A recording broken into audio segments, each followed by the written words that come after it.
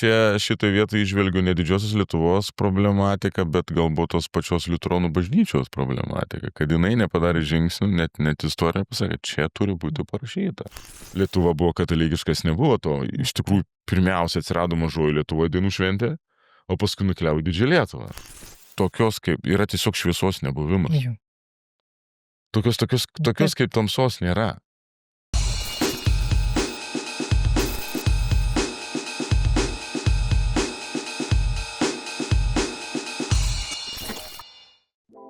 Sveiki, jūs žiūrite tinklalaidę Memeltok apie Klaipėdą ir žmonės, kurie kuria mūsų miesto istoriją. Šiandien svečiuose turime liuteronų kunigą Mindaugą Žilinskį, su kuriuo ir pašnekėsime apie Klaipėdą ir liuteronišką kultūrą. Sveikas, Mindaugai. Labą dieną, sveiki. Nuo to ir pradėkim. Tai kaip tu tapai liuteronų kunigu? Čia labai tokia ilga istorija, kaip čia ilga istorija, įdomi istorija, aišku, kaip aš jau ir pradžioje kažkada čia minėjau, esu Klaipėdos krašto vaikas, gimiau Klaipėdos krašte, tokiam plikių miestelėje ir aišku, būdamas 14-15 metų, būnant 15-14 metų, jeigu man būtų kažkas pasakęs, kad būdant 25 tu patapsi kunigu, būčiau sakęs, nenusišnekėjau, kad gyvenime to nebus. Bet kaip tas kartais atsitinka, dievulis veda ir tu žmogus nežinai, kur tu gali nukeliauti, kur tu gali nuplaukti. Būnant 14-15 metų mane dievulis atvedė į parapiją liuteronišką, atvedė į veiklas, į grojimus, į giedojimus, į keliones, į stovyklas, į susipažinimus, toliau teologijos studijas Klaipėdos universitete, teologijos katedroje. Ir apie 2001 metais buvo įvestas į diakonus, 2002 metais patapau kunigu ir man buvo paskirtos tuo metu 3 parapijos – Kintai, Saugas ir Ramučiai. Ir jau 23 metus tą dirvą ariu ir bandau sodinti tuos želmenis, kaip sako. Ką padarysi, toks veiklus žmogus kartais būna taip, kad skambina, ne laiku ir vietoj. Tiesa, kartais būna lygiai taip pat, paskambina ir per mišes, užmiršti tiesiog garsą išjungti. Porą kartų yra tai buvę ir aišku, būna toks biškį nejaukus dalykas, aišku, keletą kartų tenka išjungti tiesiog arba pajungti, arba atsiliepti mišių metu ir tada žmonės išgirsta, kad vyksta mišios ir tada patys daugiau nebeskambina, bet kitą kartą panašiai kaip čia įvyko taip, kad buvo krikštas ir krikštio vaiką ir kažkur zakrastėjų palikau ir ten skamba ir taip garsiai, žinai, ir sakau, nieko nebus, jis mus trukdo, tai aš sakau, einu, atsiliepsiu arba išjungsiu ir tada toliau pratęsim. Kaip ir čia dabar lygiai taip pat, taigi čia toks yra gyvenimas. Dar truputėlį papasakok tą tradiciją, kaip liuteronai, kaip tampama liuteronų kunigu. Jo, liuteronų kunigu tampama, aišku, pirmiausia dėl noro, tu turi turėti norą, bet man trupučiuką, aišku, tas noras atėjo per studijas, per pažinimą ir tai buvo gūdus 1996 metai, aš buvau pabaigęs profesinę mokyklą, esu diplomuotas stalius, galiu daryti baldus, reiškia, bet jau taip įvyko, kad nei vienos dienos nedirbau, reiškia, kaip stalius, tik tai dėl savęs, darau durėjais langus, kartais padarau, iš tikrųjų dėl savęs turiu technikos. Ir tada įvyko toks labai pasirinkimas, ką man toliau daryti, nes ar ką studijuoti toliau ir buvo 2 pasirinkimai, arba į karo akademiją, arba į teologiją, man kunigas pasiūlė. Bet kita vertus, tai viena vertus atrodytų kaip ir skirtingos sferos, bet tuo pačiu labai panašios, ne? Tai yra kova, ne? Tai yra kova su šviesa, su tamsa, su visais tais sunkiais dalykais, kurie ateina į mūsų pasaulį ir aišku, tuo metu laimėjo teologiją. Mano kunigas mokytojas, kunigas Vietingis pasiūlė, sako, yra Klaipėdoje teologija, ar tu gal norėtumė, galėtumė ir gerai, pabandom. Pradžiai netgi buvo toks įdomus dalykas teologija studijos, kas tas yra, mokslas apie Dievą, sako, pabaigsi tas studijas, pasižiūrėsi, sako, tai nebūtinai kunigu būt, gali tiesiog būti mokytoju, gali būti dar kažkaip ir mano studijų metu įvyko taip, kad antruose metuose aš kažkaip galvoju, kad čia man kažkaip po trupučiuko pradedu važiuoti tuose vėžiuose, kurios mane veža ir kuriuose man patinka. Pradėjau gilinti, skaityti, domėtis, rašyti, praktikuotis, kalbėti, pamokslauti ir galvoju, kad kažkaip liku savose vėžiuose. Aišku, šalia to dar ir daug kitų dalykų vyko, ir muzikavimai, ir grojimai, ir galų gale kiti dalykai yra. Ir sakau, ir tada pabaigus studijas, bakalauro studijas, teko trupučiuką pastudijuoti Vokietijoje, reiškia Leipcigo universitete, ir vokiečių kalba, ir po studijų buvau įvestas į būtent kaip pagalbininkas kunigui Fetingai į diakonus. Tai yra diakonas, yra pirmas laiptelis keliaujant, man atrodo, panašiai kaip ir katalikų bažnyčioje. Jo, diakonus, ir po metų buvo ordinuotas pilnateisiu kunigu būtent Kintų, Saugų ir Ramučių parapijoms. Ir šiandien per 23 metus vienu momentu turėjau 6 parapijas, buvo trupučiuką prasiplėtę, bet paskutinius 7 metus tarnauju dalinai tose pačiose, bet dalinai visiškai naujoje parapijoje, tai yra Kintai Saugos. Visiškai tos pačios, mes ten, kaip aš sakau, jau užaugau ir subrendau ir galbūt tiesiog pasensiu, jau kaip pagalvoju, 23 metai labai daug, bet prieš 8 metų buvo užėję noras įkurti Karklės parapiją, atkurti Karklės parapiją, ir jinai yra atkurta, ir vyksta darbai, vyksta stovyklos, vyksta pamaldos, vyksta krikštai, santuokos, aišku, su tuo gražiu tikslu, kaip ir Klaipėdoje Jono bažnyčios statymas. Na, jeigu bus tokia Dievo valia, atstatysime ir Karklės parapijos. Tai yra Karklės bažnyčia, tokia nedidelė, arčiausiai Lietuvoje būsiančia bažnyčia, 500 metrų nuo jūros. Kaip kilo apskritai idėja, kaip atradai pirmiausia tą Karklės parapijos bažnyčią, kur jinai buvo, nes kiek skaičiau, tenais nieko nebuvo. Ir kaip ta misija atstatyti bažnyčią tau kilo, nes, galima kažkur tais parapijos namuose, kur ir dabar glaužės, kažkur pamaldas laiko. Jo, iš tikrųjų, aš kaip visada sakau, yra gyvenime, tu nežinai, arba galbūt ir tau ir net nebūtina žinoti, kur tas tave dievulis veda, kodėl vienokias ar kitokias mintis ateina, ar tau sako, tu privalai ten važiuoti.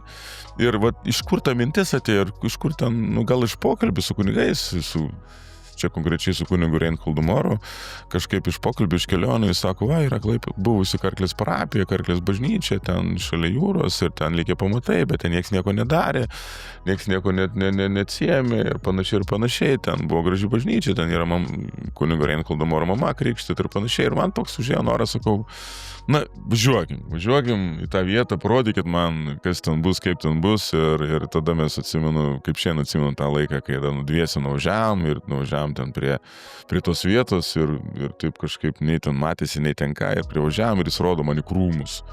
Į krūmus, į mišką rodo, krūmai, natūraliai sieną, sako, čia, kur čia, čia, sako, čia tose krūmuose buvo, kaip taip, žinai. Ir tada įlindom į tos krūmus ir atradom 2 plytas, gal 3, sako, čia tos plytas yra iš bažnyčios, sakykime, čia stovėjo bažnyčia. Ir ką, ir tam kažkokiam kaip jaunam tokiam nepatyrusiam nusukau, galvoju, kažkas, sako, kažką daryk. Ir ką, ir tada čia gal 10 metų atgal buvo. Ir tada iš tikrųjų buvo tokie maži dalykai, man tiesiog nesąmoningai gavosi dalykai, kad buvo ten yra įkurtas regioninio parko, Pajūrio regioninis parkas, jie labai gražiai bendradarbiavo, padėjo, pagelbėjo sukonsoliduoti ten dar esančius kelis, sakykime, tuos šakninius liuteronus, bet kadangi ten yra jau kurortinių zonų, ten pradėjo kelti žmonės, ir atsimenu su jų pagalba, su parko pagalba, pradžioje gal 2-3 metus darydavom vieną kartą metuose adventinės vakaronės, prisimenant, reiškia, parapiją ir bažnyčią.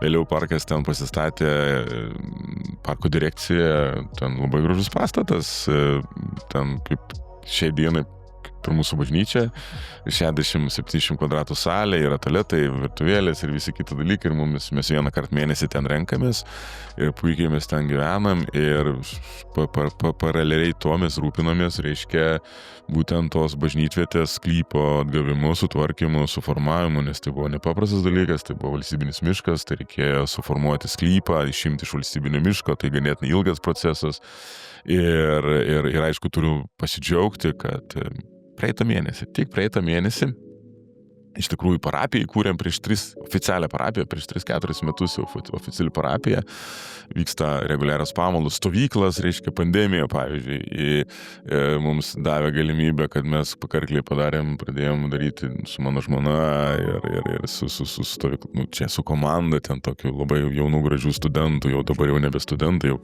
beveik po 30 metų, pradėjom daryti dienos stovyklą, 104, praeitais metais turim 100 vaikų, tai yra per 3 savaitės, tai čia kažkas nerealaus, žinai.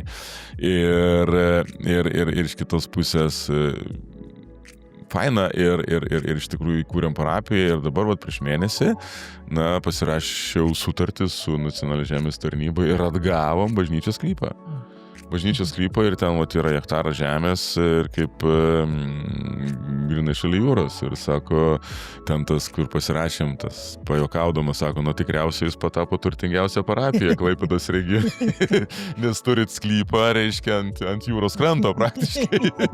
Čia, žinai, juokas juokais, bet mano tikslas ir yra toks, kad Karklė yra tokia, kad šiandien keliasi žmonės ten gyventi, naujakuriai iš visos Lietuvos ir jie iš principo yra nei ten liuteronai, nei katalikai, nei ten pravoslavai, jie tiesiog yra žmonės, kurie nori gyventi, mylėti, atleisti, padėti, jie yra bendruomeniški ir mes juos kviečiam įvairiausiam veiklom ir mano tikslas, kad tiesiog iškiltų bažnyčios, tai yra bendruomenės namai, bažnyčios atvaizdai, bažnyčios išvaizdai, kad bažnyčiai atrastų praktiškai žmonės visokiems gyvenimo dalykams. Ir tie patys galbūt ir katalikai, ir pravoslavai, ir liuteronai, ir dienos centras, ir senelių, sakykime, kažkoks centras, ir galbūt diakonija, karitas, galbūt stovyklos, vairiausi, sakykime, be visako ir santuokos krikštai. Ten aš taip įsivaizduoju, jeigu ten atsirastų, kai atsiras, ne jeigu, bet kai atsiras, reiškia, ten bažnyčia, tai ten tikrai durys neužsivers ir ten bus ganėtinai, galiu pasakyti taip, kaip čia labai ankšta. Tai aš pasikviečiau plačiau pašnekėti apie tuos civilizacinius ir mąstymo skirtumus. Gal aš neįtraukiau į klausimyną, bet ar Klaipėda nėra atskiras individas? Yra Klaipėdos kraštas ir yra Mažoji Lietuva. Nes Mažoji Lietuvoje alsuoja ta liuteroniška kultūra. Čia Klaipėdai kaip ir atgimimo metu buvo pradėjusi katalikiška kultūra, kaip ir biški liuteronų yra likę, toksai kaip ir nuosolsisi daugiau tų protestantų atsirado, miesto bažnyčiai įsikūrė, toksai ar nėra tai atskiras darinys? Vienareikšmiškai Klaipėda yra atskiras darinys nuo Mažosios Lietuvos, nes Klaipėda jinai išaugo net 4 ar 5 kartus per tą patį sovietmetį, negu kad buvo būtent po karo, po Antro pasaulinio karo. Kai tuo tarpu Mažoji Lietuva, tai aš neturiu tikslių skaičių, bet aš manau, kad gyventojų prasme ne ką daugiau padaugėjo, galbūt kai kuriuose vietose netgi labiau pamažėjo tų žmonių ir tas liuteroniškas paveldas, ta liuteroniška kultūra Klaipėdos krašte, Mažoje Lietuvoje, jinai yra, vis tiek yra stipresnė negu pačia Klaipėda. Klaipėda, jinai, manau, nukentėjo visom prasmėm ir nukentėjo, reiškia, ir architektūrinė prasme, ir paveldo prasme, ir žmonių identiteto prasme, nes daugelis buvo išvyti, išvaryti ir galų gale nesugrįžo. Kita vertus netgi ir sovietai, arba kitaip tariant, sovietų buvo tokia vadinama maišymo politika, labai daug rusakalbių buvo atvykę čia į Klaipėdą gyventi, skirtingai kaip į kaimus, tai labai nedaug važiuodavo, bet Klaipėda buvo daug ir dėl to buvo ta politika tokia, išnaikinti. Ir dar trečia vertus, aš ir nesakiau, kad iš Denizo Varkulio tokia irgi labai faina istorija buvo. kad 1974 metais komunistų partija buvo priėmusi tokį įstatymą, kad sunaikinti Rytprūsių paveldą. Reiškia, Rytprūsių paveldą sunaikinti pradedant bažnyčiom, paminklais ir kapiniam. To pasiekoje labiausiai arba pirmiausia buvo kaip tai Klaipėda į miestą. Paskui, aišku, būtų keliavę galbūt ir tolėliau, bet matomai neužteko laiko. To pasiekoje, aišku, jau bažnyčios dingo po karo, greitai dingo paminklai ir pabaigoje iš tikrųjų dingo tos nuostabios gražios Klaipėdos miesto kapinės, reiškia, kur vėliau Dinotas Varkalis, reiškia, padarė tą vadinamą Kalvystės muziejų, irgi labai fainiai. Kalvystės muziejus, nors kai ateini ten yra koplyčia prisimenant, reiškia, žmonės, kurie čia gyveno, lietuviai, vokiečiai ir kuršiai, ne? Tai va, ir taip, Klaipėda jinai yra, mano akim žvelgiant, nukentėjusi, skirtumas ir šiai dienai tiesiog mums augantiems čia gimusiems klaipėdiškiams ar klaipėdiečiams, irgi labai toks diskusinis klausimas, belieka tą kultūrą, mano akim žvelgiant, ne tiek svarbu, ar jinai katalikiška, ar liuteroniška, ar ten kažkokia kitokia, bet tą kultūrą, kur yra Klaipėdoje, tiesiog statyti, auginti, kurti. Mes esam čia klaipėdiečiai, ne, kurie augom, kaip aš mėgstu sakyti, gimiau, užaugau, subrendau, ir tikiuosi sensiu ir numirsiu čia, ne? Ir tai yra mūsų užduotis, mūsų gyvenimo užduotis. Aš manau, kiekvienas klaipėdietis, klaipėdiškis nežinau, bet būtent ir turime identitetą į Memelį, nes Memelis buvo daugiakultūris, daugiasluoksnis miestas, kaip brolis Benediktas sakydavo, paskui tapo tarybinė Klaipėda. Taip. Ir tos tarybinės Klaipėdos traumos, tos jaučiasi ir dabar miesto dvasiai. Vienareikšmiškai baimės kažkokios, sunkumai, nepripažinimai, netgi ir tų pačių žmonių dalykuose, trumpai galbūt sakykime, į šoną prieš kokius 2 metus, net ne prieš 2 metus, prieš kokį 40 metų, gal reiškia ar 30 metų teko su mokykla važiuoti į Baublių muziejų pas Denizą Pošką. Ir tada man kaip jaunuoliui, kaip 13, 14, 15 metų jaunuoliui, tai atrodė, kad tai yra tiesiog lietuvių rašytojas, veikėjas, rašto mėgėjas ir panašiai. Ir net klausimų nekilo.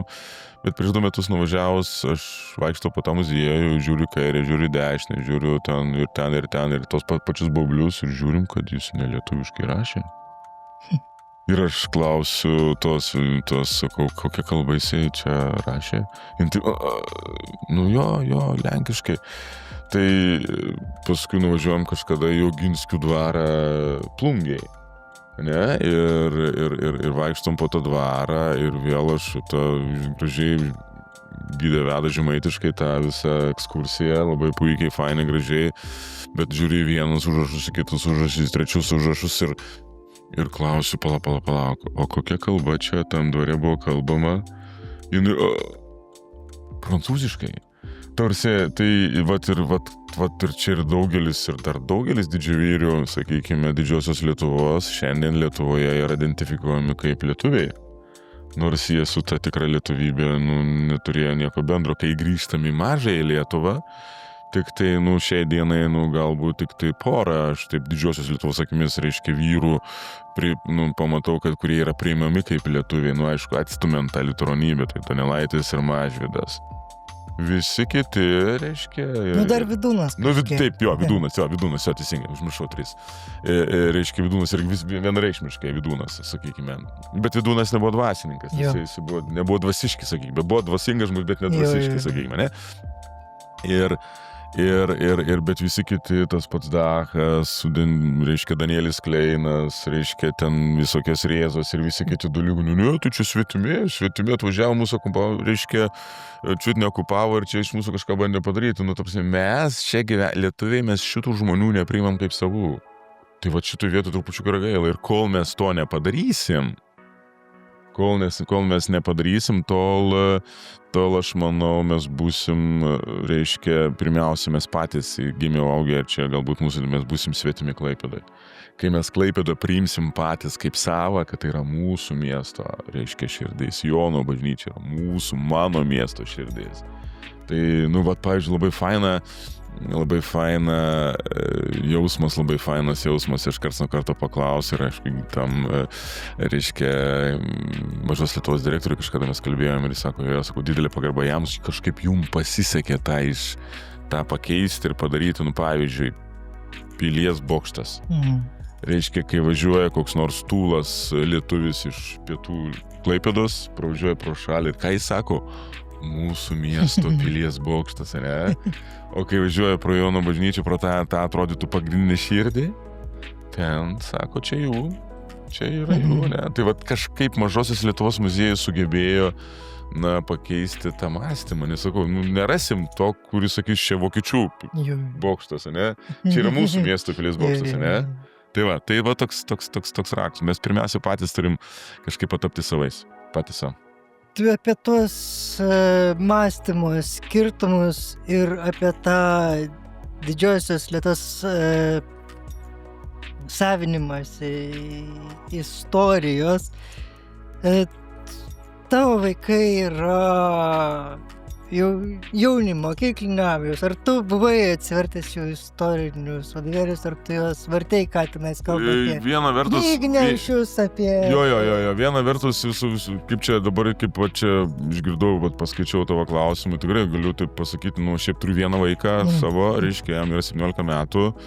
Ir iš tikrųjų taip visą pagarbą, žinok, tas istorijos vadovėlius kažkaip, prabėgo, nors aš žinau tą problematiką, aš esu vartęs su vaikais, labai dažnai dirbu ir tos vadovėlius esu vartęs ir 2, ir 3, ir 5 metus atgal ir sakykime, ten skaitydavom ir aišku, netgi provokuodavau kartais vaikus, reiškia, kas tas Mažvydas, kas tas...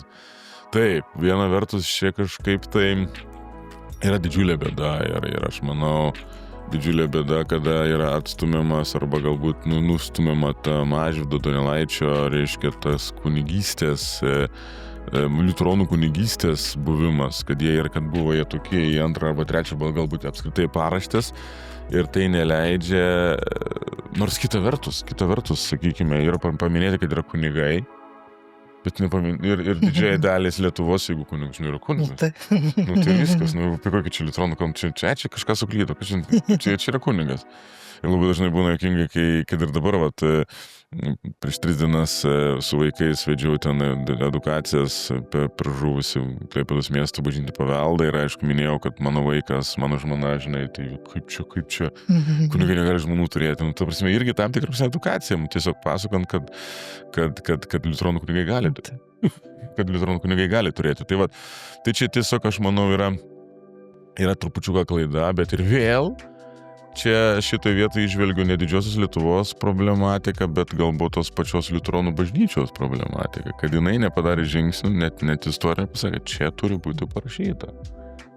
Nes lygiai taip pat ir apie, nesvarbu, kuri lietuvininkų istorijos dalis, rašto plitimas, nėra esminės dalies parašyta, kaip Mažoje Lietuvoje atsirado lietuviškas raštas. Visi buvo liuteronai ir pas liuteronus nuo Liuterio parėjo tradicija melstis gimtąją kalbą. Čia netgi galbūt, tradicija viena vertus, bet čia galbūt netgi tokia būtinybė, netgi aš, pavyzdžiui, dar daugiau galiu, žinai, buvo Klaipėdos šimtmečio prijungimas ir aišku, čia tokius naratyvus aš siųsdavau vienam kitam ir čia, žinai, tie istorija, kaip biškė, čia tinka, ne tik čia tu tai pritempėjai, čia nai pritempėjai, sakau, žiūrėk, yra paprastas dalykas.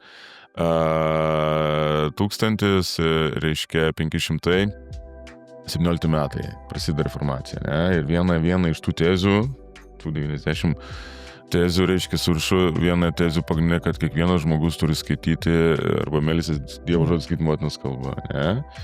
Nu ir ką, ir tada atsitinka taip, kad vėliau, keletą metų vėliau, reiškia, Prūsija patampa pirma liuteroniška valstybė ir priima liuteronybę. Ir kiekviena ten tuo metu buvusi katalikų bažnyčia patampa liuteronų bažnyčia. Ne? Nu, bet kokia tu karalius nuleidžia, sako viskas.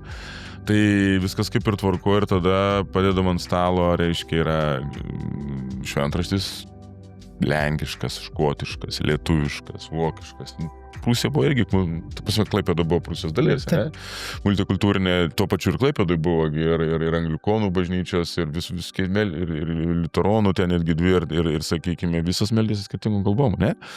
Ir ta lietuvių kalba atsiranda, reiškia, per katekizmą. Katekizmas, reiškia, pirmiausia, skirtas kam? Kunigam išmokti apskritai lietuviškai kalbėti, kad galėtų Dievo žodį skelbti, ne? Ir tada, toliau, aišku, augimas, visi kiti dalykai toliau, reiškia, ta pirmoji lietuviška knyga eina arba tas žodis perauga ir į Didžiąją Lietuvą. Negali sakyti, kad ir Didžioji Lietuva neperėmė, bet netgi buvo labai daug tų knygų, dabar užmiršiu, neprisimenu pavadinimą, kur buvo vienoje pusėje lietuviškai, kitoje pusėje lenkiškai, bet vis tiek lenkų kalba buvo pirmoji. Lietuvių kalba buvo būrams, ne? Ta prasme tiems, reiškia, varguoliams. O čia iš tikrųjų buvo, kad kiekvienas žmogus iš skaitytojų įsimokslintų, mokslas atėjo, netgi kitaip pasakys, net ne mokslas, sąmoningumas, ne? Supratingumas, kad kiekvienas žmogus suprastų, ką daro. Ne?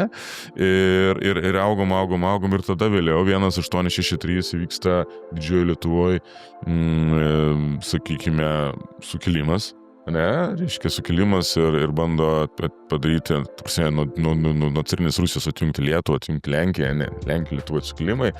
Įvyksta, reiškia, to sukilimo numalšinimas ir ne tik, kad numalšino sukilimą, bet ką padaro, uždraudžia spaudą. Ne? Ir gerai, aišku, didžiulis išbandymas ir tada atsiranda tokie kaip čia, tokie terminai kaip knygnešys. Viena vertus šiandien mes jį labai suromantinam, bet tai, mano akim žvelgiant, tai buvo irgi, nešė tai, ką galima buvo parduoti. Kontrabandininkai. Kontrabandininkai, bet vis tiek, sakykime, romantiniai knygnešiai. Ir kaip čia vienas Razbadauskas ar kas čia sakė, kad per tuos 50 metų, grubiai 50 metų iki 1905, 5 milijonai knygų atkeliavo Didžiąją Lietuvą, ne? Ir sakykim, ne? Staiga, 50 metų draudžiamas raštas, Didžioji Lietuvoje, sakykime, Lietuvos valstybė ar Lietuvos Respublika sukūrima nemažoje Lietuvoje, ne? Sukūrim Didžioji Lietuvoje. Ir 50 metų yra draudžiamas raštas. Ir staiga, iki 1905 atlaisvinamas raštas. Ir per 13 metų visi pradeda kalbėti lietuviškai. Ir staiga visi užsimano sukurti lietuvišką valstybę. Nes valstybės, koks yra pirmas požymis valstybingumo valstybės? Kalba. Jeigu nebūtų kalbos, ne, tai aš manyčiau, nebūtų nieko. Keletą valstybių yra, kur ten yra, neturi savo kaip Šveicarija, ten gal ar kaip panašiai. Bet tai ir tam tikrą prasme nuo tos liuteronybės linijos, tam tikrą prasme netgi šiandienis valstybingumas yra mūsų, netgi turi pamatą, ne? Ir trupučiuką, aš manau, neteisinga, kai mes sakom, palauk, Jono bažnyčia yra liuteronybės lopšys, ne? Tai duokim pagarbą, atiduokim, reiškia, tai netgi Lietuvos valstybingumui. Sako, ne, čia yra vokiečiai. Okei, dirbam dar, bandom papasakoti dar, ta prasme, tai sakau, tą visą, tą, ką aš pritempiau dabar, žinai, kad per kalbą, kad kalba atėjo per čia ir mes iš tikrųjų, žinai, ir dėl to mes turėtume būti pilnaverčiai šiandieninės Lietuvos valstybės nariai, galbūt netgi, čia sakykime, galbūt neskaitlingumo prasme, bet to svarbumo prasme, ne, ir dėl to, bet to kartais pasigendam. Lygiai taip pat, gal dabar jau atnaujintose programuose ir yra paminėta, bet aš tik tais visai neseniai sužinau, nes mūsų nei vežė, nei rodė, nei pasakojo, kas yra Martynas Jankus ir kas yra bitėnai. Taip, vienareikšmiškai, tai yra labai, kaip čia labai Bitėnai, tai vat, tarp kitko, aš irgi, žinok, ne taip senai buvau Bitėnuose ir kai pavaikščiojau, tai ten sako lietuvių didžiavyrių panteonas, ne, tai ten ir tiek ten prilaidota, ten tų žmonių ir to patys Simonaitytė ten palaidota ir panašiai, žinai, ne. Tai ir tai yra tokie veikėjai, nu, kurie, mano akim žvelgiant, labai stipriai pasitarnavo vėl tai pačiai lietuvybei, šiandieninis Lietuvos valstybei. Ir aš manau, kad liuteronybė, jinai, nu, vienareikšmiškai nėra atsieta nuo lietuviškumo, žinai, nu, nes liuteronybė tai nėra apie vokiškumą, jinai yra apie sąmoningumą, apie supratimą. Ir jeigu šiandien mes gyvenam Lietuvos valstybė, tai yra, nu, sakykime, nu, pirmiausia Lietuva ir sakykime, jeigu dar šalia tavęs į tą elektroniškas ateina dar vokiškiai dalykai, tai aš manau, tai ir vis mes juos galime ir apkabinti. Sakau, Jankus, tai čia yra vienas iš tų tokių žmonių, kurie padarė labai labai didelį antspaudą mūsų kiekvieno gyvenime ir mūsų valstybės gyvenime. Gal trumpai porą sakinių įterp, kas tas Jankus buvo, nes ne visi žino. Tai yra veikėjas, rašto veikėjas, kuris labai daug nuveikė būtent Mažosios Lietuvos, reiškia Mažosios Lietuvos gyvenimais. Nu, jisai būtent kūrė laikraščius, reiškia rankraščius. Jisai buvo grinai rašto veikėjas, kuris dalyvavo visame tame Mažos Lietuvos valdyme ir galų gale netgi, aš taip dabar, jeigu nepamenu tiksliai, netgi susijungime su didžiąja Lietuva, reiškia, ir tame pačiame, reiškia, sukilime dalyvavo. Tai buvo labai svarbus veikėjas, sakykime. Tai. Pereikim apie tą Klaipėdos krašto savitumo ir liuteroniškos kultūros supratimą į dvasininkų luomą. Kiek kunigai, kurie kilę ne iš Klaipėdos, kurie nesusidūrė, kad čia yra tas multikultūrinis kraštas, supranta čia tą savitumą, nes aš galiu garsiai įvardinti, aš pirmom lūpom girdėjau iš Telšių vyskupo, kad kam tiems liuteronams reikia, jų ten tiek tėra Klaipėdoj, kaip jie tą bažnyčią išlaikys, niekam jom tos bažnyčios nereikia. Nu, viena vertus, jeigu taip pat pradedant nuo to gražaus tokio pasakymo, kad racionaliai mąstant, iš tikrųjų, bažnyčia be galo didelė, to prasme, ten keletą tūkstančių kvadratų ir tai būtų, reiškia, keliems šimtams arba, nu, gal keliems tūkstančiams, kad ir keliems tūkstančiams liuteronų statyti tokią didžią bažnyčią, nu, būtų žiauriai, neracionalu, nu, būtų tam tikros akmuo po kaklu, bet šitoj vietoj šitos bažnyčios reikia ne liuteronam, šitos bažnyčios reikia Lietuvai. Čia yra visai, čia ir tiem patiem katalikam, nu, to prasme, čia yra visiškai kitas dalykas, čia yra, nu, mano akim žvelgiant, tai šita bažnyčia reikalinga yra tam. Ir labai gaila, kad sakykim, nu, kitaip pasakysiu, kad šiandien Klaipėdos, nu, šiandien nelabai, bet dar kokie 20 ar 30 metų atgal Klaipėdos kraštą valdė tie žmonės, kurie čia yra gimę. Ir kurie neįlenda ten į 100%, ar valdė, ar tarybose, ar merai, ar dar kažkas. Tie žmonės, kurie valdo Klaipėdos kraštą šiandien, arba kurie vėliau valdys, kurie čia yra gimę, jie visai kitaip žiūrės į tą liuteronišką paveldą, nes kas yra liuteroniškas paveldas? Nu, tai nėra vien bažnyčios. Tai yra pirmiausia dainų šventė. Nu, sakykim, viena iš pirmiausių dainų šventė, kai ir, pavyzdžiui, Vakarų Lietuvos dainų šventė.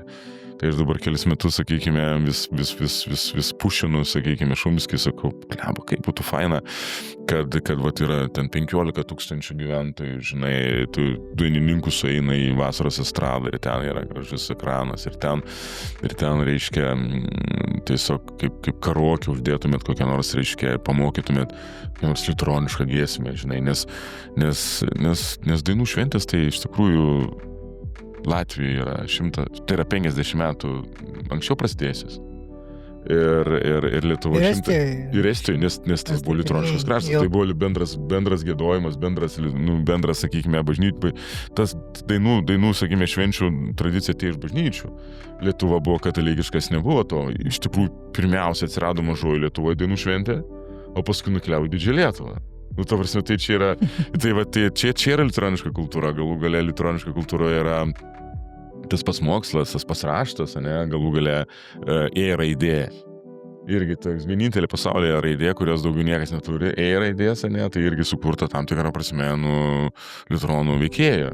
Danielius Kleinas, žinai, irgi, galų gale raštas, galų gale, sakykime, menas, ane, mes galbūt kaip čia, mažoji Lietuva, ne mes, mažoji Lietuva neturi tokių veikėjų, galbūt kaip Čiurlionis, ane, kur ten eitų pasaulinio lygio, bet aš manau, kad paieškojęs atrastum irgi ten ir tų menininkų ir visų tų dalykų, žinai, tų pavardžių. Jeigu Kantą, jeigu pritraukus prie mažos Lietuvos, tai irgi ganėtinai, irgi tai yra filosofai, visi kiti dalykai. Taip, tai čia yra liuteroniška kultūra yra galų gale apskritai, netgi architektūra, ir tai yra liuteroniška kultūra, galų gale, žinai. Raudonas plytas šalia Klaipėdos universiteto. Jo, liuteroniška kultūra, galų gale, man dar netgi liuteroniška kultūra yra, šeima. Pirmiausia šeima, ne, vat šiandien aš važiuosiu į festivalį Sielos ir ten 3 valandas, ten tokia erdvė, kur kalbėsim, reiškia, su žmonėm, ten šalia manęs bus, arba aš būsiu šalia, reiškia, vienuolių ir panašiai, ir ten sakė 4 sakiniais įvardink save, kas tu toks. Kaip pavyzdys, ten vienas vienuolis sakė, ten, reiškia, pranciškonų vienuolis buvęs ūkininkas. Sako, kas tu, žinai, aš daug galėčiau sakyti, bet pirmiausia, man kažkaip krito, kad liuteronų kunigas šeimos tėvas.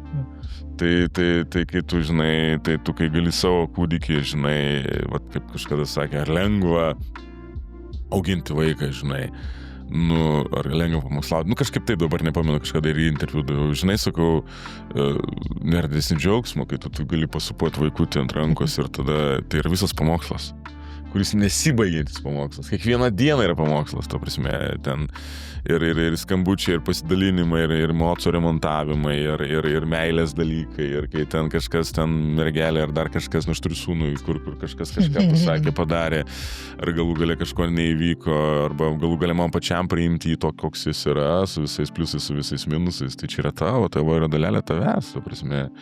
Tai ne tas pats, kas priimti parapijiečius, vis tiek, tai yra 2 skirtingi dalykai, nes tu keliesi ir guliesi su jo skausmu, su ašarom, su temperatūrom, su visais kitais dalykais, kad ir kaip būtų gaila, bet nei vienuoliai, nei katalikų kunigai nesikelia su savo vaiko temperatūrom, ne, ta prasme, ir galų gale ligoninės, reiškia, važiuojame į ligoninę, ta prasme, 3, 1, 4 valandą ryto, tu keliesi važiuoji į ligoninę, tai čia yra kiti dalykai. Supratau, tai čia yra, sakau, tai čia va tokie pamąstymai. Šitasai klausimas yra ir kitų pusių dėl šeimos. Supratau, bet tai čia... Tai yra labai graži tradicija, bet, jau į tą diskusiją. Su visa pagarba protestantų broliams, karo atveju, logiška. 99% tu gelbėjai savo šeimą. Vienareikšmiškai. Ir lieka pirmiausiai tose zonose katalikai. Tarnauti ir net visą laiką kunigai dar dažniau vienuoliai. Taip. Bet čia yra bet apie tuos dvasininkų skirtumus. Liuteronų bažnyčia Klaipėda yra tikrai tradicinė, konservatyvi ir tokia kokia krikščioniška. Aš galiu drąsiai sakyti krikščioniška.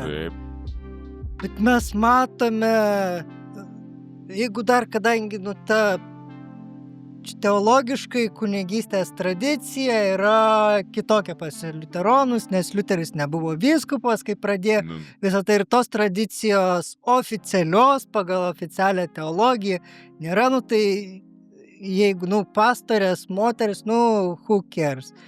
Bet kai atsiranda tenais tos moteris pastorės pradeda kabinti bažnyčioje LGBT vėliavas, pamokslus pasakot apie LGBT tenais, tas pats Anglikonų bažnyčios neseniai skilimas įvyko, kur atsiskyrė ta tradicinė pusė nuo liberaliosios. Kaip tu, kaip protestantų kunigas, į visą tą mėsmalę žiūri, kas dedasi, užžiūri? labai, taip, kaip jeigu liaudiškai tariant, labai taip sudėtingai viena vertus, kita vertus paprastai, žinai, bet galbūt mes Lietuvoje, jeigu taip atvirai Lietuvoje kažkaip, tai mes, bent jau aš asmeniškai, nors aplinkui yra šitų, sakykime, LGBT reiškia atstovų, ne vienas ir ne du, bet šitoj vietoj tų kažkokių problemų, kaip aš ir neturiu, aš kažkaip tikrai juos, arba su jais mes kažkaip turim kažkokį kitokį santykį ir ta prasme ten, kad ten jie labai lystų ten į tas bažnytinės tarnystės ir panašiai, nu man kažkaip, nu jie puikiai supranta, kad yra kažkokie kitokie dalykai, kad vis tiek bažnyčia jinai, na, propaguoja, ne tai propaguoja, bet laimina, na, tą vadinamą tradicinę santuoką, ne, reiškia, yra, kad tik tais nu, kaip tu be norėtumai, kaip to be išeitų, nu, vis tiek reikia vyro ir žmonos, vyro ir moters, kad atsirastų vaikas, nu, čia bet kokia atveju, čia taip jau tas dievulis sukūrė, žinai,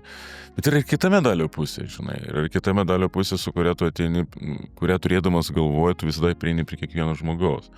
Kažkada ir manęs paklausė, gal ir labai senai, reiškia, žmogus sako, kas yra Dievas? Tiesiog, jis policininkas tuo metu buvo, kas yra Dievas? Tai ir tada man tiesiog irgi ilgai nemąsčius, sakykime, kilo toks atsakymas, ne? Na, šventam rašte yra parašyta, kad Dievas sukūrė mus pagal savo atvaizdį, ne? Ir jeigu mes dabar menininkas, arba mes tiesiog paimtume, nupaišytume paprastą žmogeliuką, ne? Paprastą žmogeliuką, kaip su kamuoliukas, pagaliukai, nupaišau, ne? Tu matai šitą žmogeliuką, tai ta žmogeliukas nesu aš, ne? Bet tame žmogeliukyje yra dalelė manęs, ne? Tai kas yra Dievas? Tai yra dalelė tavęs, arba tavyje, dėl kurio, arba per kurią tu, arba dėl kurios tu gali kvėpuoti. Gali mąstyti, nu, gali galvoti, gali atleisti, gali padėti, gali mylėti, nu, daug dalykų gali daryti, nes tavyje yra dalelė Dievo, ne? Ir jeigu dabar ateina žmogus, galbūt su kažkokiu tokiu mąstymu, ir tu su juo pykstiesi, tai tam tikrą prasme tu pykstiesi su Dievu. Taip, bet iš kitos pusės, čia vėl teologija, bet, nu, man tai yra mylinčio tėvo įvaizdis. Ir jei, nu, tu kaip tėvas, jeigu tu matai, kad, nu, tas tėvas, nes mamos meilė yra betarpiška, bet mylintis tėvas, nu, tasai netinkama frazė, nes mes jos tinkamai nesuprantam, už gerą atlyginam, už piktą baudžia, bet, nu, jeigu tu kaip tėvas, jeigu matai, kad vaikas kiša nagus prie karštos plytelės, nu, tu jam suduosi, kad per nagus, kad jisai nekištų tų rankų. Nu, vienareikšmiškai, aš kaip kažkada, žinai, sakydavau savo žmonai, žinai, kad blemba, vis tiek turim, žinai, nu, kiek jis dar dalykų prisidarys, kai mes nematysim, bet kai aš matau, žinai, aš vis tiek kažkaip norėčiau duoti, nu, kita vertus, nu, čia yra vienas dalykas, nors tol, kol jis nepalies, reiškia, ir kol, nu, jis vis tiek, kol jis pats nepalies, kol jis pats neišgyvens, vis tiek jis eilėje, supranti. Nors kita vertus yra dar medalio pusė, supranti, kodėl atsiranda tie, mano akim žvelgiant, karai, ne, kodėl atsiranda tos priešingybės, sunkumai ir dar kažkas. Nu, vėl klausimas. Dievas sukūrė viską, ne? Žemę, ta prasme, aplinką, visus kitus dalykus ir panašiai vandenį, ten dangų, šviesą, tamsą sukūrė Dievas, ar ne? Čia geras klausimas, nes šiaip kaip ir rašo, kad pradžioje buvo tamsa. Bet gerai, kaip tamsą galim išmatuoti? Kaip tamsą, pavyzdžiui, šviesą galim išmatuoti, ne? Normaliai šviesą galim išmatuoti, o kaip tamsą galim išmatuoti? Čia jau nebent fizikiniais kažkokiais. Nu, čia aš kalbėjau ten dar, supranti, su tokiais elefizikais, ten, kur dirba Klaipėdoje, ten, žinai, ten prižiūri tos, nu, ten kažką, nu, bet tai, žinai, tai irgi. Nu, bet tai čia irgi, bet tai viena vertus yra tokios, kaip, yra tiesiog šviesos nebuvimas. Tokios kaip tamsos nėra. Yra tiesiog šviesos nebuvimas ir, pavyzdžiui, jeigu tu sėdi tamsoje, ne, tu sėdi kažkokiuose abejonėse ar panašiai, sėdi tamsoje ir kad būtų šviesiau, ką tu padarai? Įsijungi šviesą. Tu eini ir įsijungi šviesą, prasidarai langą, ne? Tiesiog. Tai čia sakau, nu čia va tai lygiai taip pat ir su tais visais pasauliais. Nu, žmogus sėdi tamsoje, tu bandai jam įjungti šviesą, bet jis nenori. Bet, nu, vat... Ir lygiai taip pat su to vaiku, nu, tu bandai jungti tą šviesą. Ir kita vertus, nu, kiek aš draugų turėjau ir panašiai, kiek būna tėvai pagelbsti ir nukeliauja vaikai, sakykime, nu, į blogus dalykus, ne, ir panašiai. Nu, tam tikrą prasme tas vaikas nueina per draugus ir dar kažkur į tą požemį, ne? Ir jis sako, koks pasaulis blogas. Kita vertus, karai vyksta, ne? Dėl ko tie karai vyksta? Dėl to, kad žmonės sėdi tamsoje. Bet prie to grįžtant, taip, bažnyčia priima visus. Turi priimti. Bet kokiu atveju turi priimti. Nu, turi priimti. Bet ne nuodėmė juose. Nu, tai priėmimas nereiškia prisitaikymas prie jų nuodėmę. Viena vertus taip. Ir paprastas dalykas melstis, dėkoti, apkabinti, keliauti, kartu keliauti. Man kartais žmonės sako, tu supranti, nu čia susituri vyrų moterų, kai jinai kažką man pasakoja, čia skundžias, man užkart įsijungti, spręsti tą problemą. Nu, žinai, nu, mums vyrams norisi užkart spręsti. Sako, mums užtenka tik, kad išklausyti. Aš suprantu, tikrai nereikia priimti nuodėmės, bet labai gerai kažkada vienas man yra irgi žmogus tėvas, jisai kažkada pasakoja, irgi susisėdėmės, kažkaip kalbėjom. Supranti, sako, kažkada, sako, vieną kartą žmonai, nu, padariau, nu, to prasme, buvau neištikimas ir taip buvo negerai ir kažkaip, sako, ėjau per miestą ir tada, bažnyčią pamačiau, pasivaršinau, žiūrėjau pas kunigą ir pabandžiau ten išpažinti, paprašyti pas jo ir jisai sako, jisai pasakė man tokią raktinę frazę, nu, iš tikrųjų, žinai, kad reiškia, nėra pasaulyje nuodėmė, kurį Dievas neatleistų. Tik tai reikia nuoširdžiai dėl to gailėtis. Tai čia tiesiog mūsų ir pačios bažnyčios ir yra užduotis tiesiog skelbti tą evangeliją, pasakyti tą paprastą frazę. Tai aš absoliučiai sutinku ir apie tą priėmimą, nu, tai iš bažnyčios neišvarys niekas.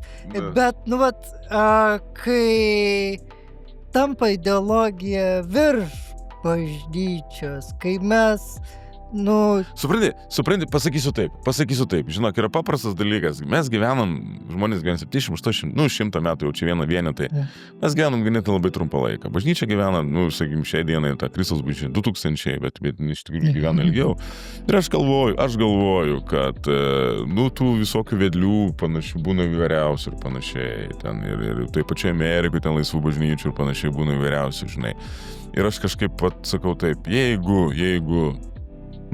tu, va, šiai dienai yra taip, kad ten vyksta kažkokia tokia ideologija ir yra pasikėjų, yra kurie nori eiti paskui ir ten, reiškia, kažką atranda tam pačiam šventam rašte, tu gali atrasti tų dalykų, kurie... Jėzus apie false prophet.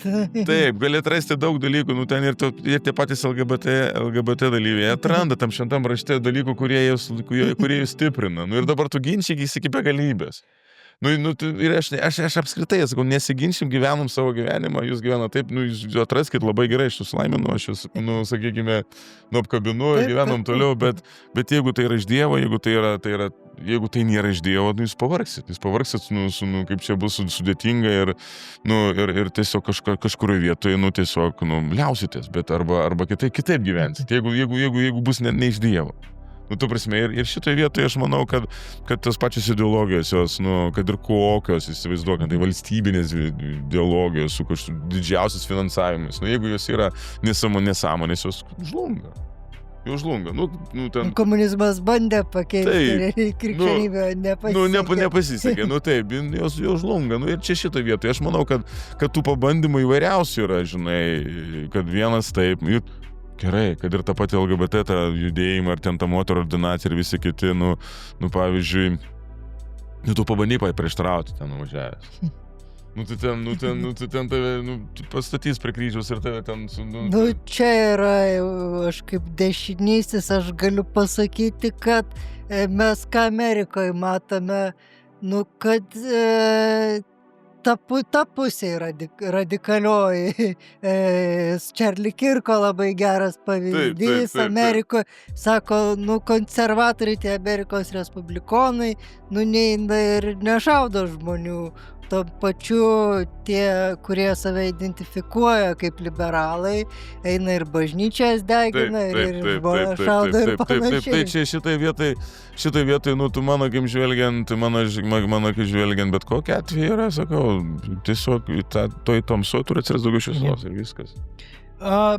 Pereikim prie unikalių tradicijų, šiek tiek kalbą, raštą, nekėjom, bet aš manau, be rašto, imkim tik tais formas, centrinė liuteronų pamaldų dalis yra giesmė. Kaip giesmė tampa ten liuteroniškoje tradicijoje ta šerdimi? Nu, matai, jeigu taip visiškai teologiškai žiūrint, negali sakyti, kad centrinė, iš tikrųjų. Kaip forma. Jo, bet kokiu atveju liuteroniškų pamaldų dalis yra svarbiausia, reiškia, tas vadinamas evangelijos skelbimas, žinai, dėl to atsiranda motinos kalba, kad vienas supras ir panašiai, bet,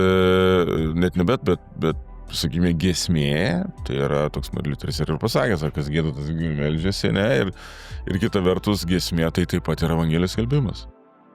Ir lygiai taip pat gali būti ne tik tai giesmė, gali būti menas ir pavyzdžiui, tai patys 30 metų karas vyko ten, reiškia, irgi su pradžiai ta reformacija, kai vyko su radikalėje ir ten Liuteris važiavo pamokslauti, kad negalima tų paveikslų, reiškia, nes tai buvo kaip mokymo dalykai ir panašiai. Tai yra giesmė, jeigu grįžtam prie giesmės, tai yra didžiulis, sakykime, šaltinis, didžiulis brangakmenis, didžiulis, sakykime, turtas ir lobis, sakykime, žmogaus gyvenimo, sakykime, savastyje, nes joje susiduria labai daug dalykų. Ir žodis, ir jausmas, ir garsas, ir išgyvenimai, ir supranti, nu, netgi techniškai žiūrint, kada vibracijos, sakykime, eina žemosios vibracijos ir aukštosios vibracijos, ta prasme, galų gale dar techniškai žiūrint, giesmė atsirado dėl to, aš taip manau, nes ir gal dėl to, kad buvo racionalu, žinai, kad tiesiog nebuvo įgarsinimo tuo metu ir giedant tiesiog buvo galima garsiau viską padaryti, ta prasme priversti žmonės melstis, kad ir dabar, net taip senai buvom Ispanijai, buvo labai įdomu pasižiūrėti, reiškia, vieną bažnyčią, ten 14 ar 13 amžiaus, ten katalikiška, bet ten buvo irgi žmonės sėdė aplinkui, reiškia, choras tokie specialiuose navuose sėdė, tai choras giedodavo, bet aišku, ten vargonai, ten labai faina, žinai, bet va čia liuteroniška manyčiau, aš nesu įsigilinęs 100%, bet aš manyčiau, kad tas, sakykime, tas giesmės, tas dalykas, jis vis tiek atkeliavo per tą sąmoningumą, per tą Dievo žodžio skaitimą ir kiekvienam įduoti rankas Bibliją. Kitaip tariant, giesmynas, jisai nori to ar nenori, jisai yra mažoji Biblija. Ten yra tengi yra ir šventraščio vietų, yra ir liaudies kūrybos ir visų tų dalykų, ir ten yra ir dėl to, kad tiesiog būtų taip dar viena galimybė tuo metu pasiekti žmogaus dūšią širdį. Nes nežinau, kaip yra kitose tradicinėse protestantų bendruomenėse pas kalvinistus ir anglikonus, nes niekada nesu buvęs, bet vieninteliai liuteronai, apartant tų dviejų bendruomenių, kurių nežinau, būtent meldžiasi giedodami. Nes katalikai, jeigu gieda, tai giesmė yra malda, bet tai yra arčiau dainos, arčiau to, mes turim, nebe arčiausiai liaudies pamaldumas yra kalnai žemaičių, tai, bet daugiau tokios formos nėra, būtent būtent išjautimo ir, bet irgi labai yra įdomu, labai yra įdomu, kai susiduri su ta liuteroniška tradicija, tarp kitko, aš irgi ne tiek daug esu susidūręs su kalvinistais ir anglikonais, žinai, bet labai, kad ir taip pačiai Lietuvoje, mes turim ne tiek daug parapijų, 54, ir didžiąją dalim jos yra vis tiek mažoji Lietuva, aplink mažai Lietuvos konsolidavusios, netgi tos pačios giesmės kartais, reiškia, yra išsikraipiusios, susiformavusios kitaip, ir iš kitos pusės, supranti, bendras giedojimas, jisai kažkaip tai, bet kažkada aš labai pajutau tokį nuėjimą, tokį, ką žinau, tokį vidinį, tokį išgyvenimą. Kažkada studijų laikais važiavom Saudenį į Švediją, reiškia, ir ten toks Jonas Kavaliauskas, žinai, gal Joną Kavaliauską ten, ir dabar jis čia irgi toks veikėjas, stiprus. Ir mes tada studentai, mes labai ten, liaudės dainas dainavom, žinai. Ir vat kai kurios liaudės dainos padeda tiesiog nukeliauti ten kažkur į tą vidinį aš. Lygiai taip pat yra ir su tom lituroniškom giesmėm. Tai yra labai stiprus išgyvenimai. Kaip ypač tose sunkiuose gyvenimo akimirkose, pavyzdžiui, laidotuvėse, reiškia, kur ten tokie žodžiai, gerą kovą išlaikiau, pergalę laimėjau, amžių savo pabaigę, viltį nugalėjau, arba ten miela Kristaus galvelė, krauju pasrūvusi, žinai, tai prasme. Ir ten labai daug tokių žodžių, kur ten mano netgi žmona kažkada yra pasakojus, kad reiškia, irgi sakant, tokia labai tokia jausminga, reiškia, ir mes labai daug diskutuojam su ja apie tos dalykus. Vat kažkada teko laidoti vieną mamą, metų atgal, gal 15 metų atgal jau, žinai, kur būdama ten 3 mėnesių nešė pasijuto sergantį vėžių ir po 2 mėnesių tiesiog tą vaikutį 500 gramų išėmė, ir numirė, žinai, ir teko mane palaidoti. Ir kai aš ją palaidojau, tai man paskui visos kitos laidotuvės buvo taip jau, laidotuvės, žinai, ten žmogus, ypač jeigu koks 80 metais miršta ten, tai džiaugsmas, kad galėjom tiek kartų būti su juo, žinai. Bet tada, ir jinai sako, mes, ten 3 dienas buvo budėjimai, žinai, giedojimai, ir sako, pasiėmė giesmę, ten mėla, ir tu giedi tą giesmę, ir tada tas visas skausmas, jis nukeliauja kažkur, žinai, tu prisimenu, nukeliauji ten į tą vidinę, aš reiškia, ten palieka tą ramybę suteikti. Ir kaip mūsų vyskupas, kaip kartais yra sakęs, nors aš, aišku, ne visiškai sutinku, bet kažkiek, kad bažnyčios, reiškia, tokia kaip ir užduotis, yra žmogų mokyti numirti, pasiruošti mirčiai. Tarsi, kad tu gyventum čia ramybė, džiaugsme, kad tu viską padarei, kad galėjau rytoj nueiti. Kaip ir kad ir ta mama, reiškia, 27 metų guli, reiškia, karste ir laidojami žmonės, papasako, kodėl čia dabar tas dievulis pasėmė, ką tu dabar pasakysi, ir tada man taip kažkaip irgi šauna mintis, pamoka, mums kiekvienam. Nežinom nei dienos, nei valandos, kada turėsim palikti šitą pasaulį, tai reiškia, nepraleisti vienos akimirkos, pilna koja, supranti, pamoka. Tai vat sakau, ta giesmė, jinai sugeba, mano akim žvelgiant, sugeba jinai lysti giliau iki kiekvieno, reiškia, supranti, kai ten susėdi, ten, žinai, kartais būna tikrai ten 100, 200, nors kita vertus dar patrumpai, vis tiek tu turi laiko, paskui pakarpysi gal, reiškia, aš dabar praktikuoju paskutinius, 15 metų, žinai, labai aš būna per santuokas praktikuoju tokius dalykus, žinai.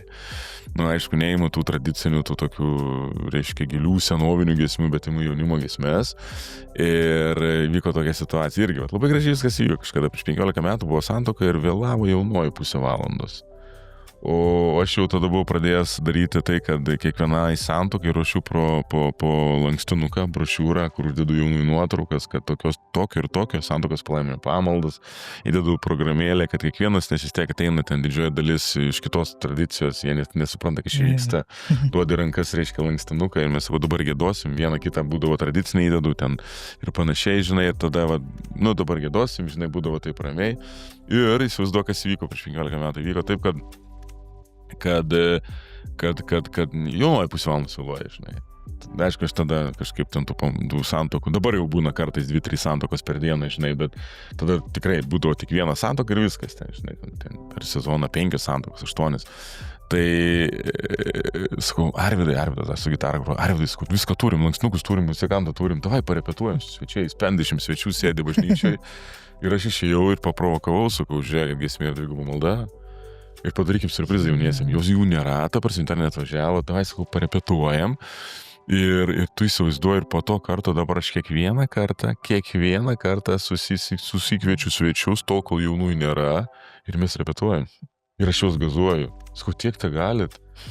To prasme, žinai, panašiai kaip Astijus. To prasme, kad, patsikelkim, žinai, maždaug ten giesmėrai, įeinu su gyriaus giesme į tavo kiemus, nes jie įžengia kažką naujo, ne? Ir sakau, ir jie pradžių būna, sakau, žinai, kaip giedojat, va taip, ir taip, žinai, tada jie pakelia akis, galvoju, sakau, pakelkit, aišku, kartais tenka net biškį paraminti, nes yra, kartais, rėkimas ir giedojimas garsus yra ne tas pats, žinai, tarsi kartais biškį tenka, žinai, bet kada pagazuoju dar garsiau ir tada 3 kartų ir toks gaunasi, įsivaizduok, 7-8 jaunų žmonių. Ir ten visi linguoja tą bažnyčią, suprant, ir ten kažkas nuostabaus, ir žinai, ir po to faina būna taip, kad tie jauni žmonės išeina, jie kažką, suprantate, per tą lingavimą, per tą, žinai, atrodytų tai nieko svarbaus, bet jiems kažkas įlenda. Kažkas įlenda ir tu juos paruoši ir paskui jie skambina, mes norim tokių vestuvių, žinai. Ir aš galiu juos dabar sakyti, jeigu jie nori tokių vestuvių. Einam, sakau, biškį pamaldas, pasiruošim, pasiskaitysim, priesaikas išmoksim atmintinai. Vat, mano vienintelis dalykas, kas reiškia santuokai, turi būti aišku, be viso to, kad turi būti krikštyti, tik tai reiškia konfirmuoti ir kitą kartą ir netgi komuniją imam, žinai, sakau, pagrindinis dalykas, kas tai yra. Tai yra priesaikų žodžius atmintinai. Tu ruošies visą gyvenimą su juo gyventi, negali 3 sakinių išmokti, juokauji. Ir aišku, dar labai nuostabus dalykas, kad, sakykime, švento rašto vietą. Aš kažkaip dabar paskutinį laiką labai naudoju tą pirmą laišką korintiečiam ir sakau, turi šitą laišką skaityti ne draugė, ne sesė, ne brolis. Nes paskaito, tiek žinių, bet mama. Viena mama, reiškia, jauno ir jaunygio mama ir žinai, kai mama, pavyzdžiui, pasako, kad jeigu aš neturėčiau meilės, aš būčiau tik tai žvangantis varis. Bet kadangi aš ją turiu ir galiu net kalnus kilnoti, meilė kantri, meilė maloninga ir kai tai nuskamba iš mamos lūpų, tai kažkas yra nuostabaus. Tai va. Tai kita unikali tradicija liuteronų yra kapinių šventė. Taip. Trumpai papasako, kas tai yra, kas ten vyksta. Kapinių šventė tai yra, trumpai, tai yra tiesiog pamaldos, eilinės paprastos žodžių liturgijos pamaldos kapinėse. Kai kur Lietuva, reiškia, trupučiuką maišo, galvodami, kad tai yra kažkas analogiško su lapkričio 1 katalikiškai tradicija, nors, aišku, lapkričio 1 yra atėjusi ir liuteroniška tradicija, mes irgi visi važiuojame tas kapinės. Nes tai tiesiog yra labai gražu, žinai. Viena vertus, bet kita vertus tai yra pamaldos, tiesiog paprastos pamaldos, kurių metu, reiškia, prisimenam, būna tose kapinėse, galbūt ne vien tik tai tose kapinėse, reiškia, palaidotus artimuosius, ateina netgi ateina artimieji ir būna, kad po pamaldų tada ateina, reiškia, tie visi, reiškia, artimieji. Kai kurios kapų šventės vyksta, mes juokimės, kaip kokie atlaidai, iki 1000 žmonių susirenka. Ten su kolonėlėm, su viskom, ta prasme, nes ten tauragiai, tikrai labai didelis. Kai kurios yra nedidelis, bet vis tiek į kapinę susirenka daugiau žmonių negu kad į pamaldą, supranti, nes kažkaip kapinė konsoliduoja. Ir kitaip tariant, tradiciškai dabar yra suformavę taip, kad kapų šventės vyksta vieną kartą metuose vienose veikiančiose kapinaitėse. Ir visumą sumarom, jeigu taip liaudiškai, nesuskaičiavęs ir nežinau, ar yra suskaičiuota, bet Lietuvoje per visą Lietuvą vyksta gal kokie 200-250 kapų švenčių visoje Lietuvoje. Tai čia žinai, kiekvienam, mano, pavyzdžiui, Saugų parapijai, tai mes juokaujam, Saugų parapijai per vasarą aš neturiu pamaldumų bažnyčiai, mes visada melžiamės kapinėse, 7 kapų šventės, vien lauke, žinai, ten. Tai va, o tradicija susiformavo, kiek esu domėjęsis, kad daugiausia susiformavo, nors šiokios tokios užuomazgos tiesiog ir buvo ir prieš karą, tarpukariu, nes ten būdavo, kur buvo labai sunkus susitikimas. Bet daugiausia susiformavo kapų švenčių tradicija pokaryje, kada buvo uždarinėjimas bažnyčios ir bažnyčios neleisdavo melstis. Tada žmonės tiesiog rinkosi kapinėse. Ir dažniau rinkdavosi, bet po to gavosi taip, kad taip susiformavo, kad vieną kartą metuose suvažiuoja. Ir netgi labai juokingai, netgi tavo tradicija išlikusi yra iki šių dienų, sakykime, Alkiškių parapija. Man netgi, sakykime, kalbėjom kažkada, čia buvom per maldos pusryčius su viena moteriškė iš katalikų karito, ten vadovavo katalikų karitui, reiškia Marijos Taikos Jo. karalienės bažnyčioje. Ir sako, mano vyras liuteronas iš Alkiškių, žinai, sakau, taip ir taip, sakau, tu kaip jis, jam tos bažnyčios nereikia, jis vieną kartą metuose kažkur nuvažiuoja, žinai, tai ten bažnyčia yra, bet ten, kadangi kunigo nebuvo ir ten dažniausiai darydavo vieną kartą metuose kapų šventę ir per daugelį metų susiformavo ta tradicija, kad vieną kartą metuose, ten kapinės yra aplink šalia bažnyčios ir ten, reiškia, jeigu lietus, tai bažnyčia, jeigu ne lietaus, tai laukia, ir ten vyksta ta kapų šventė ir jie ten susirenka 2, 3, 400 žmonių ir ten visi vyksta, žinai, per metus vieną padarai, susiformavo, nors dabar yra kunigs, vyksta dažniau. Bet ta tradicija, vieną kartą metus, jis nuvažiuojam, to užtenka, žinai. Sakau, čia yra tiesiog tokia tradicija, tradiciškai taip susiformavo, nors iš tikrųjų žmogui reikia daugiau, žinai, tu nieko nepadarysi. Tai va.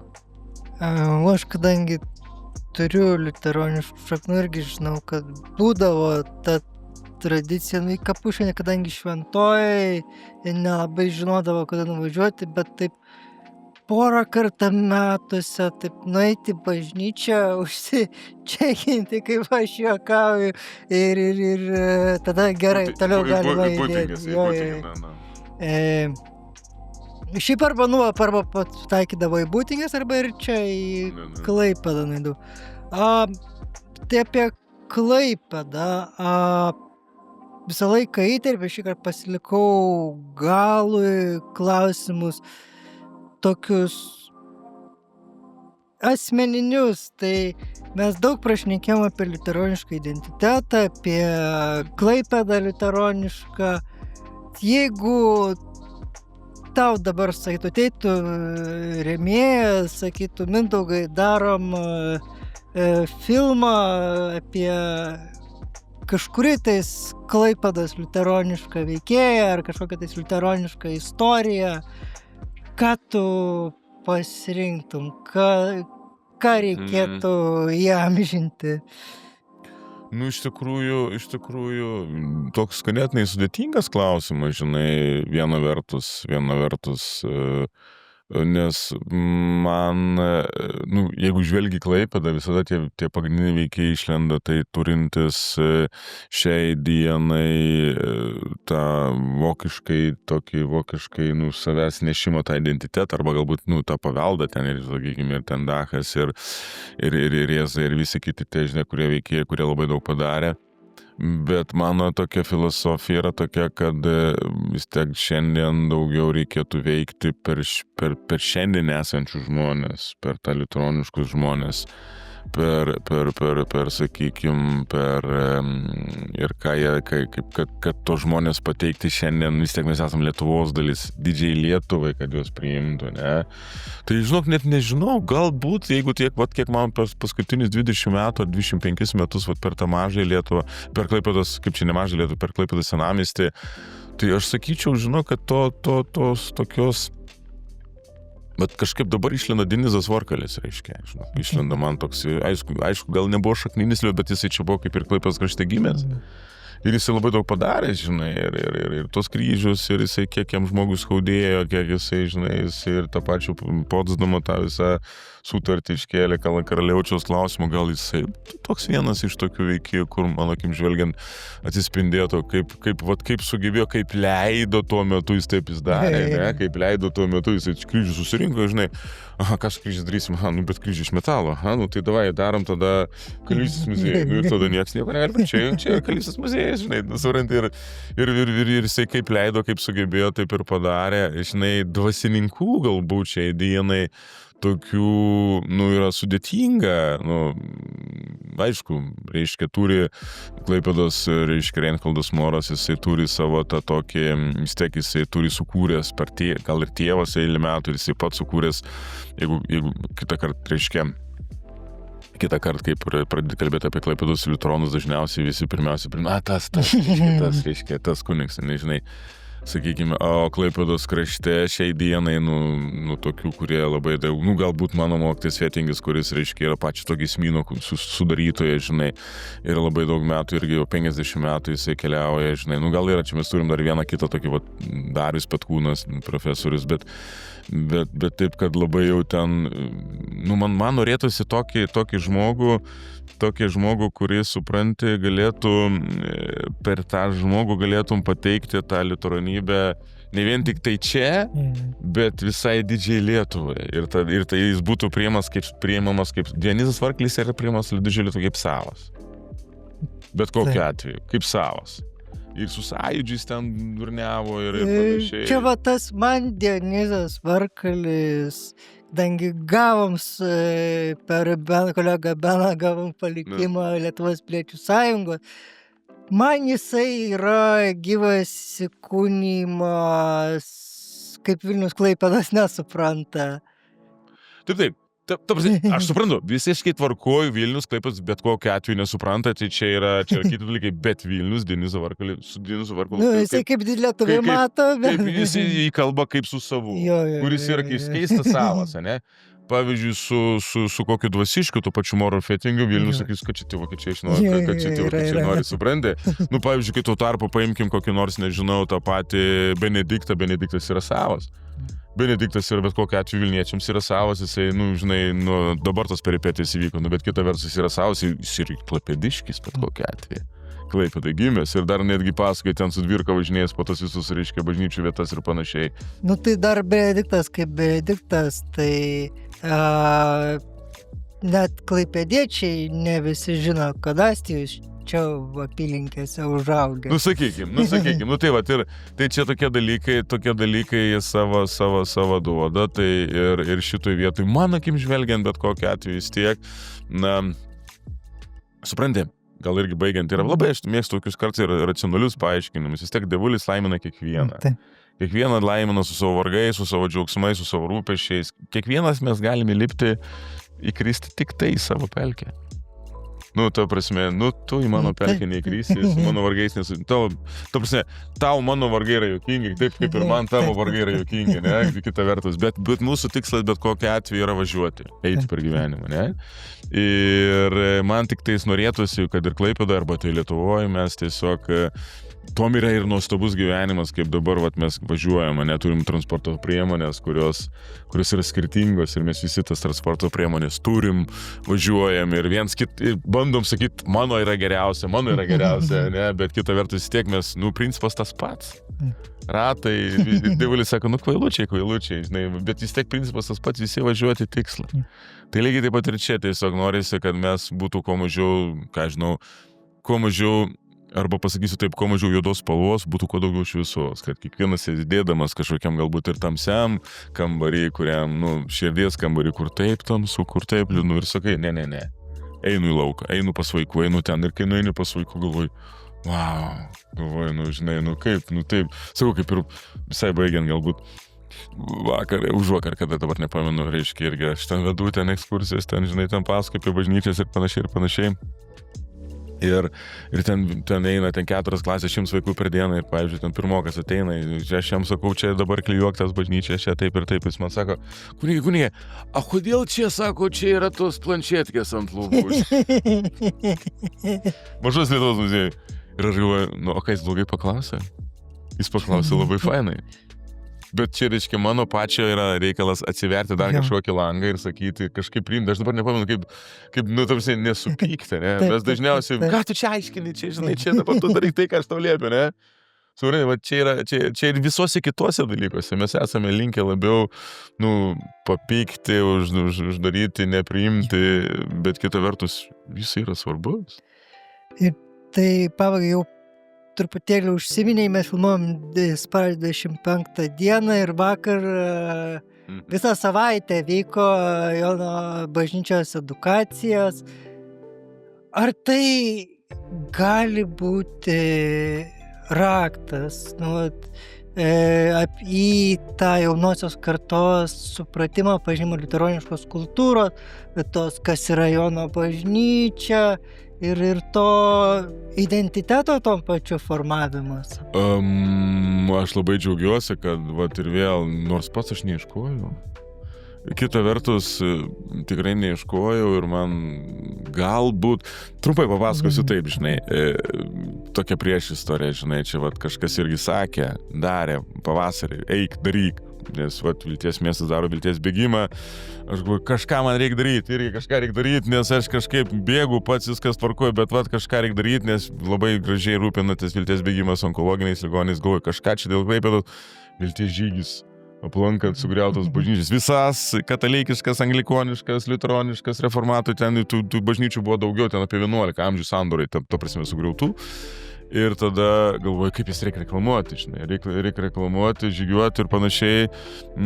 Padarėm plakatą per mokyklas, pasikviesti vaikų. Nu, aišku, nuvažiuoju, Klaipėdoje yra 5 mokyklos su liuteronų didživyrių vardais, ne, sakykime, Dachas, Lidūnas, Mažvydas, reiškia, Zudermanas ir dar kažkokį, dabar nepamenu.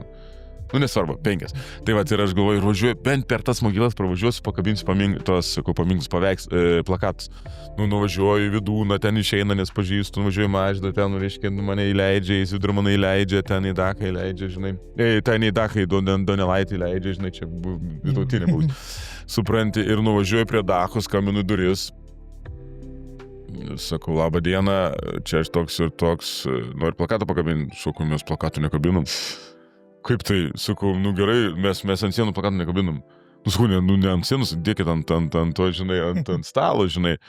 Ir ne, mes, nu gerai, aš duris taip duris pradarė, pasiėmė tą plakatą, manęs neįleido. Neįleido, duris, žinai. Nu, ir aš taip galvoju, manęs neįleido, tai palauk, tai... Gerai, ten anos įleido, tai čia, tipo, bloga mokykla. Ar kas čia? Bet paskui aš taip į save, tai palauk, čia yra mano bėda. Kad aš pirmą kartą atėjau, tai, žinai, ir paskui net neieškojau, sakykime, ir išlindo, ten, kai pasirodo, pažinojom Simono Dacho mokykloje, ten tokie, reiškia, ir ten pasirodo, ten čiutnekas 2 klasėje vaikai mano krikštyti, supranti, ir manęs ten nėra, ir paskui ten tokia, reiškia, Sigita Vaškaitinė, sako, aš noriu tokį projektą daryti, kaip tu manai pradžių, ką tu čia darysi, ką čia nesąmonės, taip, žinai, kažką gerai, bet aš esu toks, jeigu žmogus sako, nori kažką daryti ir man atrodo nesąmonė, nes aš kelis kartus nudegiau, tai prasme, žmogus sako, nori daryti, aš pradžiu taip, bet paskui, nu daryk. Ir paskui gaunasi visai neblogai, nes man atrodo nesąmonė, o jis daro ir paskui gerai, aš tau padėsiu, kartu darom tą nesąmonę tavo ir jinai sako, aš noriu, gerai darom ir kaip iššokį gal porą mėnesių, aš noriu čia kažką darysiu ir panašiai. Čia mokyklas, čia sukviesiu, čia darysiu ir aš net nesusivokiu, apie ką jinai galvoja. Kažką čia per bažnyčias eisim, gerai, sakau, padarysi, aš parašyk ir aš eisiu, kartu padarysiu. Ir ką tu manai, man prieš kokį porą savaičių paskambino, dabar tai ne čia aš tą padarau. Nu, biškiu buvo toks stresas, žinai, man sudeda dabar čia tas užduotis darai. Na, aišku, man teko ten labai greitai pasimokyti, tas užduotis daryti pirmoko, antroko, trečioko, ketvirtoko. Bet aš matau, tai labai prasmingas dalykas yra, aišku, padarius, sakykime, 250 gal vaikų praėjo per 3 dienas, žinai, kurie sužinojo, kad tam tokiam, ne visi gal 15, žinai, bet sužinojo, kad čia buvo lietuviškai, bažnyčia, kurio meldėsi lietuviškai, čia buvo Jono bažnyčia, kur buvo varpai, čia buvo reformatų bažnyčia, kur čia nei mažiausio ženklo nėra reformatų bažnyčios, nei mažiausio ant sienos, čia stovėjo reformatų bažnyčia, ne, mieste, žinai, nėra. Na, o kas tai turi padaryti? Supranti, ir ten, reiškia, ir ten fainai su tokį kryžių padarėm, ryšom lietuviškas, reiškia, juostelės, kad neatvykat, kad tai yra lietuviškai, žinai. Ir dabar taip, žinai, pasidarėm filmukus, pasidarėm dar kažką, ir labai faina, nu, žmonės sako, čia kaip, o kodėl mes nebuvom? Nu, ir dabar aš galvoju, keliausim kitais metais vėl. Keliausim daugiau ir mažiau, keliausim vėl, galbūt su didesniais, galbūt ieškosim didesnių užduočių, žinai, ir panašiai, gal iki 12 klasės. Tik tai taip, aš manau, mes galim ir galėsim tą miestą būtent šitiems vaikams paversti savo, ypač tą bažnytinį paveldą. Mažosios Lietuvos muziejus didelį darbą yra padaręs. Bet jis yra padaręs būtent dėl pilies, dėl piliavietės, bet tas bažnytinis paveldas. Ir aš galiu pasakyti ne vien tik tai liuteroniškas, bet ir katalikiškas bažnytinis paveldas yra paliktas likimo valiai. Nors jie turėtų labai stipriai daug padaryta, ne, kad ir ta pati katalikų bažnyčia nugriauta. Kas ten, ar ten yra pažymėta? Nėra. Ten tie varpai, kaip buvo iniciatyva kažkada. Tai nėra tų varpų. Ai, varpų nėra. Varpai surinkti, dabar išvažiavo į Olandiją, ten atsivys karalijonų, viskas. Čia varpai buvo, ne, katalikų bažnyčia buvo Puodžių ne kokia čia gatvė, Vokštų gatvė. Jo, čia ne... Jo, šalia šiandieninės Kristaus karalius. Jo, ten, ta prasme, kitoje kelių pusėje, ta prasme, ten, už nugaros, ta prasme. Ir ten buvo katalikų bažnyčia, ten mes atsimenu dabar, kai vaikščiojom per tą žygį, mes ten ginčiamės, ar ten kieme, ar prie tų laiptų, supranti, ir ten vieni sako, ten, ir ten net geri man juokingi buvo, žinai, ten du istoriją, tokie susitiko, sakau, chebra. Matyt, zin, ar ten 20 metrų čia, ar 20 metrų čia. Vis tiek, toks tos bažnyčios tai nėra, žinai. Ir dabar ten, žinai, tu dabar dėsi, kad išmėgsi vėliavą čia, tu reiškia nusižengsi, supranti. Ir čia, ir mes iš tikrųjų su kai kuriais žmonėm trupučiuką, šiais metais teko įsiskirti, nes, tiesiog mano tas toks platesnis požiūris į pasaulį, to, sakykime, trupučiuką yra kai kam nepriimtinas. Bet nieko to.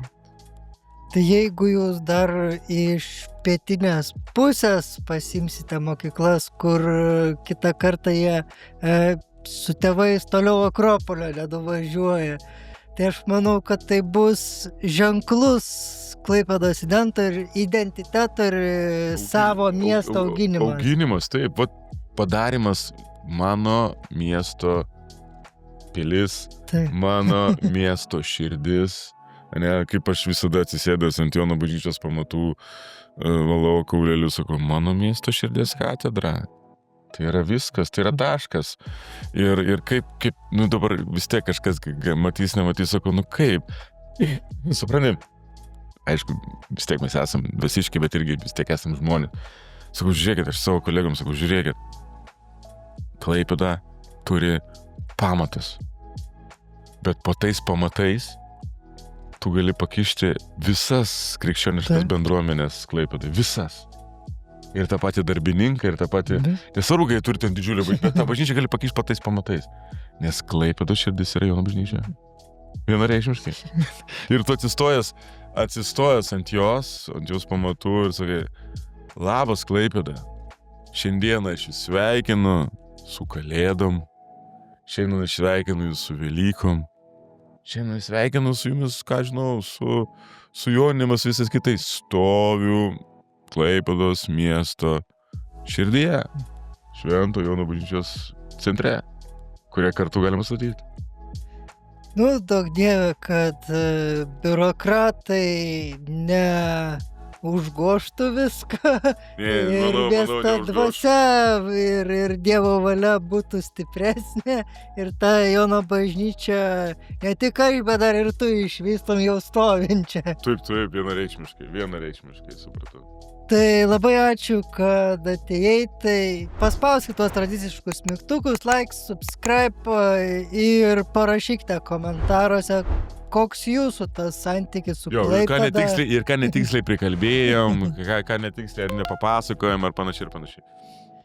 Ir susitiksime sekančiame pokalbį. Ačiū ir iki. Ačiū tau labai, kad tu pakvietei ir iki pasimatymo, kaip čia Klaipėdos kultūrinėse renginiuose ir įvairiausiose susitikimuose. Iki tada. Iki.